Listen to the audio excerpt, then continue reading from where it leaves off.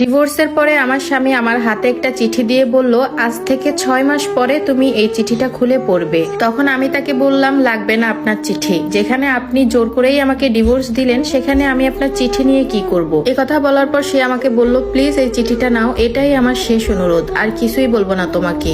ইচ্ছা না থাকা সত্ত্বেও তখন আমার চিঠিটা নিয়ে ব্যাগে রাখতে হলো।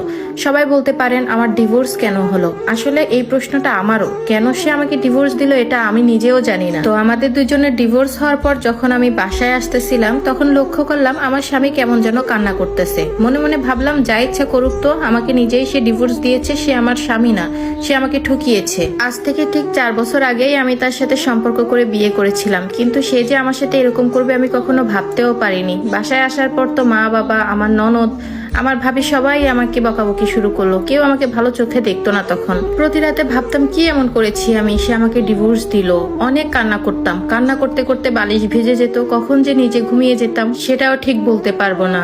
মাঝে মাঝে তো এমন হতো জাগতে জাগতে ফজরের আজানও দিয়ে দিত। এর মাঝে আমাদের বিবাহ বিচ্ছেদের 1 বছর হয়ে গেল। হঠাৎ করে মনে পড়লো আমার স্বামী তো আমাকে হাতে একটা চিঠি দিয়েছিল, যেটা 6 মাস পর খুলে পড়তে বলেছিল। মুহূর্তে আমি যে ব্যাগে চিঠিটা রেখেছিলাম সেখান থেকে বের করে পড়তে শুরু করলাম। চিঠিতে আমার স্বামী লিখেছিল, প্রিয় মারিয়া, আমাকে ক্ষমা করে দিও তোমাকে ডিভোর্স দেওয়ার জন্য।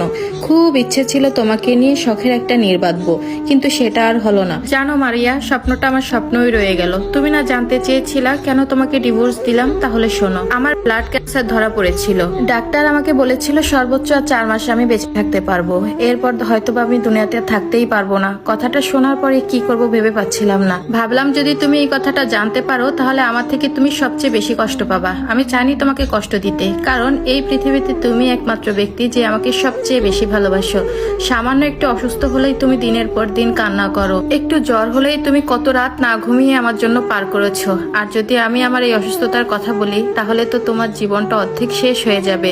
আমি চাইনি তোমাকে কষ্ট দিতে, যার কারণে তোমাকে ইচ্ছাকৃতভাবে ডিভোর্স দিয়েছি, যেন তুমি আমাকে অনেক বেশি ঘৃণা করো, অনেক অনেক। তোমার মন থেকে যেন একদমই চিরতরে মুছে ফেলো, আমার নামটাও যেন তোমার মুখে নিতে আর ভালো না লাগে।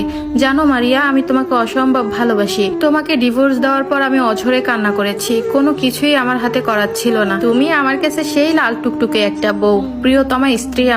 আমার চোখে দেখা দুনিয়ার সব থেকে শ্রেষ্ঠ নারী হচ্ছে তুমি। তোমার মতো কাউকে আমি পাইনি। যদি আবার পুনর্জন্ম বলে কিছু থাকে আমি তোমাকেই চাইবো, কিন্তু সেটা তো আর সম্ভব না। জানো আপু, চিঠিটা পড়তে পড়তে আমি এমন এক জগতে হারিয়ে গিয়েছিলাম, মনে হচ্ছে সেখান থেকে আর বেরিয়ে হতে পারবো না। জানো আপু, আমার জীবনের সবচেয়ে বড় ভুল কোনটা? সেটা হচ্ছে আমি যদি বাসায় এসে চিঠিটা খুলে পড়ে দেখতে পারতাম তাহলে হয়তোবা সেই দিনই সবকিছু জেনে যেতে পারতাম। হয়তোবা শেষ কয়েকদিন আমি আমার স্বামীর সেবা যত্ন করতে পারতাম।